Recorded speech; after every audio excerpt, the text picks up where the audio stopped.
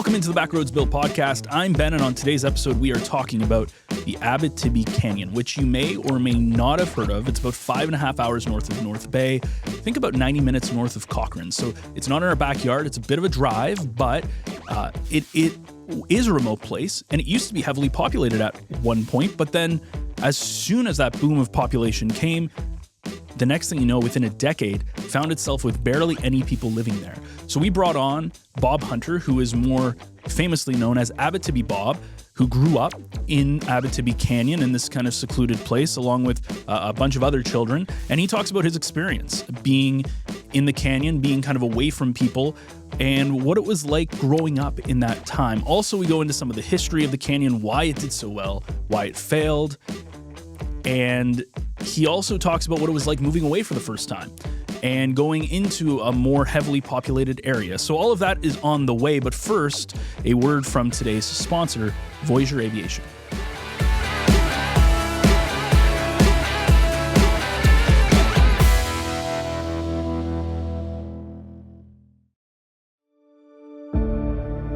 Founded in 1968, Voyageur Aviation is a proud member of our community, providing worldwide aviation services from our headquarters right here in North Bay.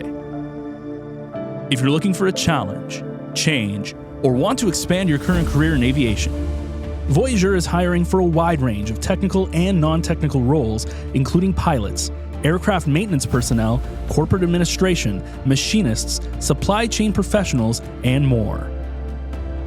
Be part of a workforce that is over 400 strong, supporting humanitarian, government, defense, and civil aviation operations around the world. For a career in aviation and beyond, learn more about open positions and career paths at voyav.com.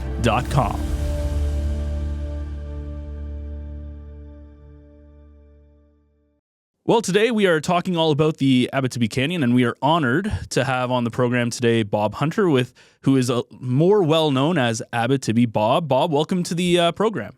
Well, thanks. Glad to be here.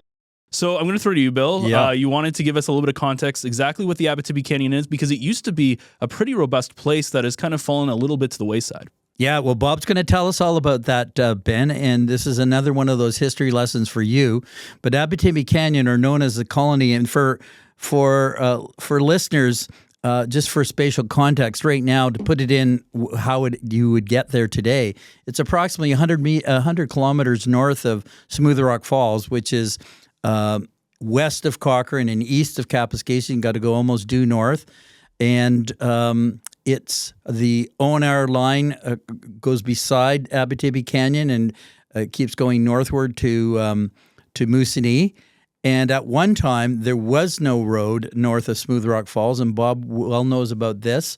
And at the time, it was one of the first hydro dams on the Abitibi River. There are 6 now, that, if my memory serves me right.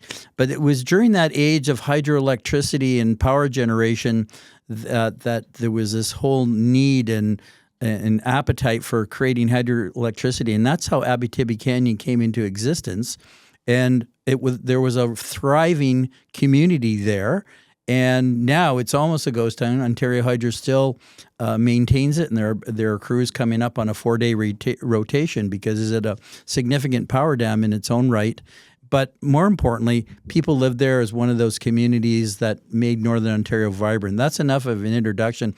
Bob, tell us a little about how, for a little bit of just the timeline of your life when you were there and when you left, and then we'll get into the whole nuances of the community.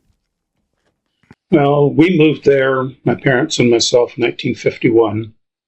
I was there until January of 1968. So that was from the time I was 2 till almost 17.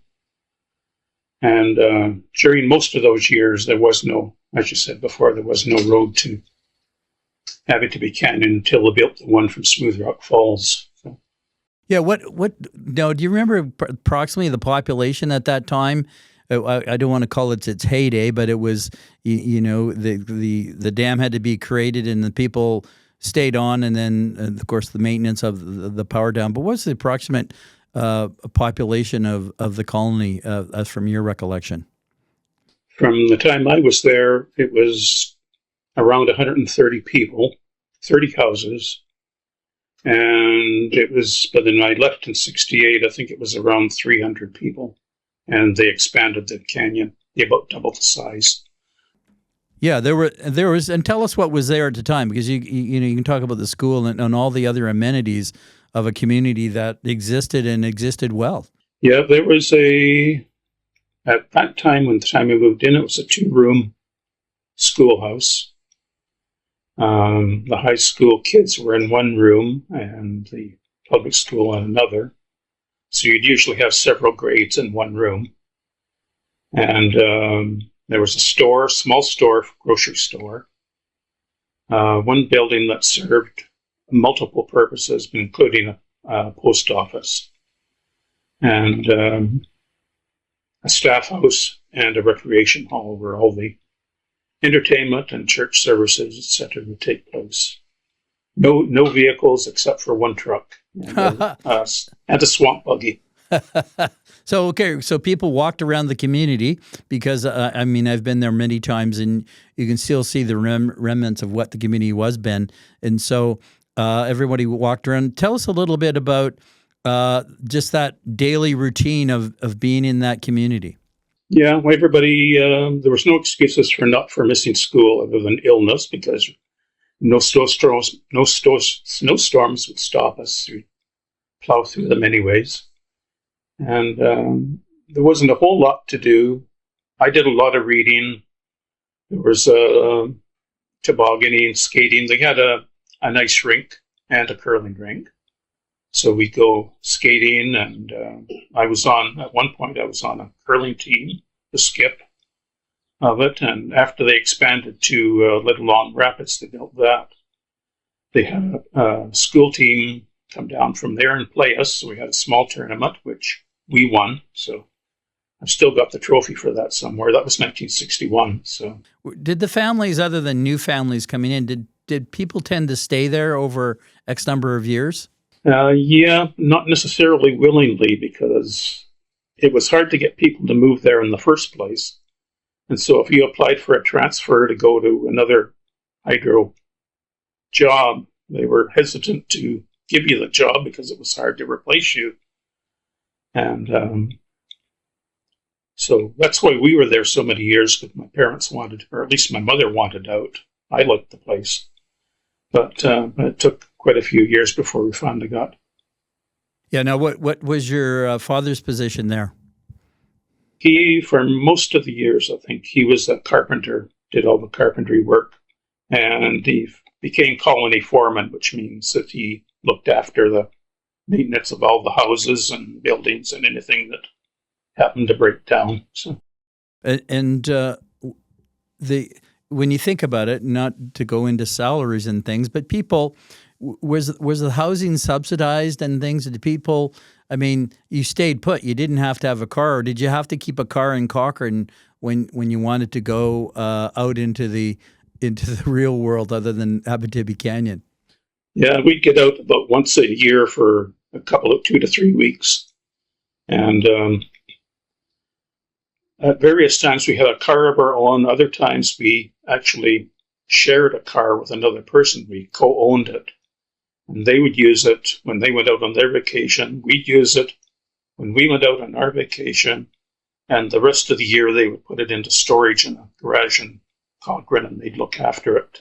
Well, that's next year. Yeah. The fast forward to this day and age, Ben, the people are sharing cars now because you can't afford them, and we want to reduce our environmental impact. And when you think about it, that being kind of isolated, because this is at the time was an isolated community. When you drive there today and you see what's left over from the original community, it was a full-fledged operating community that people lived for many, many years. And when you left, Bob, how did you feel about leaving? You were 17 then and still part of a family. Where did your parents end up going after that? They moved to Shelburne, Ontario, just outside of Orangeville. And he worked for Ontario Hydro. I forget what they called it. It was a Ontario Hydro Centre in Orangeville, where people would come in for training and stuff like that, and he worked there. I forget now what his title was, but that was the reason we moved there. And then I went to school in Shelburne until I finished school and went to college. So. Now, one of the things, I know Ben's got some questions as well. One of the things when I first discovered you on the Facebook page, it's an active group, and so many people on that who have so many memories and photos. Do you know how that all started? Well, I started several years ago a website called Abitibi Canyon Reunion Site. That was before Facebook, actually, I think, was formed. And that got a lot of people together right there. And then when Facebook came along, someone started the Facebook group, and I stopped maintaining the other one because the Facebook one was a lot better. It was easier to communicate with people and that. So that's what happened there. Most recently, I did a story on Abitibi Canyon again, and I also did one on the origin of the Black Fly song, which is kind of the national anthem of Northern Ontario, by Wade Hemsworth, and Little Abitibi River, which is close by but inaccessible. Really, there's no road to it. Where they built the water control dam and diverted the water around the other way and made it flow back through New Post Creek to feed the Otter Rapids Dam. The principal of Chippewa Secondary School in North Bay, Ontario, she remembers singing the Black Fly song in school at one of the pageants. Anyway, she's part of that Facebook group anyway, and of course it is, as I said earlier, an active site with a lot of pictures of memories. Because people, I think, that's really it's part of their heritage, your heritage, that you spend all that time there. Yeah, those of us that grew up there from the time we were kids, we really knew nothing different from that. The parents sometimes had a harder time because they'd been lived out in the city, and it was a big adjustment to come into an isolated community. But the kids, we knew nothing different other than once a year we'd go out and on vacation. It was a novelty to see stores, to see pavement, to see cars all over the place. Yeah. What was it like for you, Bob, when you finally moved out of Abitibi Canyon and you had to acclimate yourself to a much bigger community? Yeah, it was a bit of a culture shock. And there were simple things that people take for granted. Like one time in Shelburne, I went in to mail a letter, and I couldn't find a slot to put the letter in. The only slot I saw was one that said parcel on it. And so I ended up taking it into the postal clerk and give it to him. I didn't realize you could drop that letter into what they called the parcel slot at that time. So. And when it came to food and those kind of small amenities, was that something that you guys would get shipped to the canyon? And then I think you mentioned there was a general store that they had there. Is that kind of where everybody got everything? Yeah, that is where everybody got everything as far as food went. And they had a train. The train would go generally from Cochrane to Moosonee one day and back the next, but the schedules varied, and then they'd drop off the food when they got to the Fraservale Railroad Station, which was 3 miles away from Abitibi Canyon. Was there a nurse on site, like a small medical clinic? Yeah, there was a nurse on site. Actually, there were several over the years. They'd stay a little while and move on, but no doctor. So I think any medical things that came up, the nurse would have to confer with the doctor out in Cochrane before she did anything. And one of the nurses, if you're familiar with the Dion quintuplets, yep. One of the nurses was Louise Corrigal for a little while, and she was a nurse to the Dion quintuplets back in the 30s, I guess it was. And she put out a book called Prince to Queens, which is this book right here. Oh, wow, yeah. And telling her story, her whole life story, including a little bit of time that she was at Abitibi Canyons. Well, it's kind of like a small world, right? Yeah, it's a small world because, of course, we're the epicenter of the Dion quintuplets, and their anniversary is one of their anniversaries is this year. And I'll look that book up because I've done stories on the quints, and most recently, the playground at the Quintland was finally dismantled last year. So there's very little evidence of the quints. But anyway, it's always about connecting the dots, and there's another dot that linked to Abitibi Canyon. How many teachers would have been there with the number of students on site, do you think, Bob? Well, there were two teachers, one for the high school and one for the public school. The school expanded over the years, another couple of rooms at least. So I think they had 3 or 4 teachers probably in the late 60s. Yeah. What impact do you think your time there as a child adolescent, when you look back at this now, some of the things that you may recall or just the impact of the whole, I mean, you would have been, that's like, I think 15 years. You know, when I talk to other people from the canyon, they will often tell you, we'd go back there in a second if it opened up again, because everybody misses it, seems to miss it, especially the kids that grew up there. Yeah, I mean, it was you kind of had your own playground. Do you have any specific stories? I really liked how you described going to school in any bit of weather, but any other stories or just about the usual day-to-day behavior that was, say, different than what kids nowadays have at their disposal? Yeah, I can't think of anything. I know when the road finally opened up to Smooth Rock Falls, for grades 11, the grades only went up when I was there at the end up to grade 10.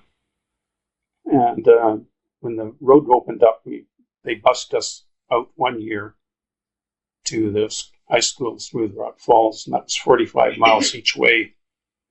And I know once or twice the bus would break down about halfway there, and in the middle of January, of course. And I remember getting out, and we gathered some wood together, piled it up in the middle of the road, and set fire to it just to keep warm until another bus came along to pick us up. Yeah, not too many people can talk about that. That's for sure. I just imagine you've got some pretty cold winters there too. Coming like you're right by the river and the lake there. So I imagine that's something that you were kind of used to, having to deal with cold temperatures in the middle of the winter. Yeah, minus 40, minus 50 sometimes. Yeah. Yeah, winters were colder. There's no question about that, and more snow. And I know where the toboggan hill was because I've been up that hill, and so they're all the amenities. And of course, where did you swim? Because of course the community is in close proximity to the dams. But where did you swim? They built a swimming pool one year, and that's where we would usually swim. Some of the kids, though, would go down to the muddy Abitibi River and go in there and swim. Yeah. But we had a pool there that they built, and I think 9 feet on one end and shallow end on the other. That's where we did our swimming. Yeah, and I think it's really interesting because when you speak of usually these isolated communities, you kind of think of the more northern places, like some of the places up in the territories. But it's kind of interesting that it's not really that far away from all these other places, but it's such a secluded place. And I guess there's almost a badge of honor, I imagine, right, Bob, that you that's kind of where you grew up, and you have the Facebook page and everything. So there's always, and it's part of your identity now as you've taken kind of that moniker of Abitibi Bob. So it's a very interesting story. I like what Ben just said about, for your persona.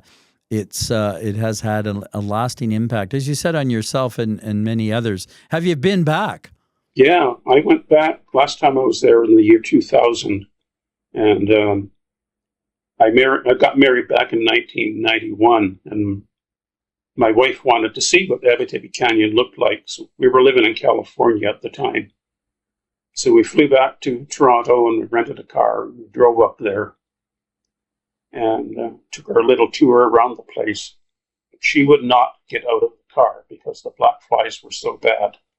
Well, yeah. Imagine. I ended up getting out anyways, and actually went to the top of what we call Bear Hill. They had other names over the years, but that was where there were several graves up on the top of people that had died. Some of the people who died building the plant back in the 30s. I didn't know that. And then if it's the same hill as I remember, I must look into that. So there were people buried there then. There was a small graveyard. Yeah, very small. Yeah. Well, I didn't know that. That's something I'll have to look into. Yeah, the Black Fly song and Little Black Fly, I'll die with the black fly picking my bones in Northern Ontario, and of course that song comes from the Little Abitibi River, and of course close by to Abitibi Canyon, and the community, Ben. I think I don't want to say it was a prototype, but probably from an Ontario Hydro perspective, it was a corporate community, and they put everything in there that needed to be there to have a fledgling and operating community. And then they made others in other places because, as you said earlier, in the scheme of things, back then it was remote enough, and there was only the railway, and everything had to come in by the railway. And again, it's a big hydro generating station, one of the largest, next to Niagara Falls and Sir Adam Beck. Bob, do you prefer big cities now that you grew up in these small communities, or do you still find yourself wanting to stay in a smaller community? I like smaller communities, but I don't mind the cities either. I mean, I worked for 22 years in Toronto for Ontario Hydro at the Lakeview Generating Station, Mississauga. Well, that's kind of an interesting thing too, that you had that kind of connection. Like you grew up for Hydro and you end up working, like following your dad's path and working for that company. Yeah. Yeah, it was in your blood, so to speak. Yeah. Well, actually, I went through for forestry. I went to Sir Fleming College in Lindsay, intending to go through into the forestry business and that. I worked for a summer in Chapleau, Ontario, and the following winter in Bancroft on temporary jobs. And couldn't find any permanent work, so that's how I ended up going to Ontario Hydro. Well, I'm going to be going back up that way soon enough because for two reasons. One, to try to get to the diversion dam, the Little Abitibi diversion dam, because they service it by Argo, amphibious vehicle. It's not a power generating; it's just a water control, and that's one reason. And I'll check out those, try to check out those graveyards because I've done stories on I don't want to call them abandoned cemeteries, but that's what they end up being because the people are gone and there's no one there to tend them. But fascinating story, Ben. Yeah. Do you have anything left to ask, Bill? Or? Well, I was just going to ask Bob if there's, again, as he was thinking, anything that comes to mind about living 15 years of your life there. How would you tell somebody about your childhood and adolescence living in a remote community? What would you say to them? We did a lot of hunting and fishing and stuff like that we enjoyed. Until 1956, there was no TV. So we did a lot of reading. I did a lot of reading. Used to have a bookmobile that would come in twice a year and stock up on books for the next 6 months. And it could be boring at times. But we didn't mind it at all. So, like I said, today, after living out in the cities and that, a good deal of us would jump at the chance to go back and move there again. So. Oh, that's really interesting. Yeah. Now it's almost a ghost town. As I said, Ontario Hydro still maintains it and will do so. The crews come in and out, but and people forget there was a community there. And when I go up there and I see the aerial shots, Bob's provided some in the past for stories, and you think about, wow, what was there? And of course, that's part of our Northern Ontario heritage, Ben. Absolutely. Well, Bob, thank you so much for joining us today. This was awesome. It's really neat to talk to somebody who lived it and was able to speak to what it was like growing up there. Because unless you live in that kind of community, it's hard to fathom how that works and how isolated you are from everyone. So thank you once again for taking your time out of your day. You're welcome. Thanks to Abitibi Bob. Well, a big thank you to Bob for hopping on with us. It is always interesting, to me at least, to hear someone who grew up in a pretty different environment than what I grew up in, or kind of what you're used to, especially when that place is very, very close to us. And, it's like growing up here in North Bay, where you're in kind of a medium-sized city, and then growing up in Toronto, two completely different experiences, except we're going on the far end of that and saying, how secluded are you? And you don't have the normal amenities that we're kind of used to. And it's kind of interesting because, we take for granted these things, and it affects your childhood. And the thing it always comes down to, which I find is kind of interesting, is you don't miss what you don't know. So a lot of these kids that grew up there, they don't mind it because they never knew anything different. And it's always kind of an interesting perspective to have.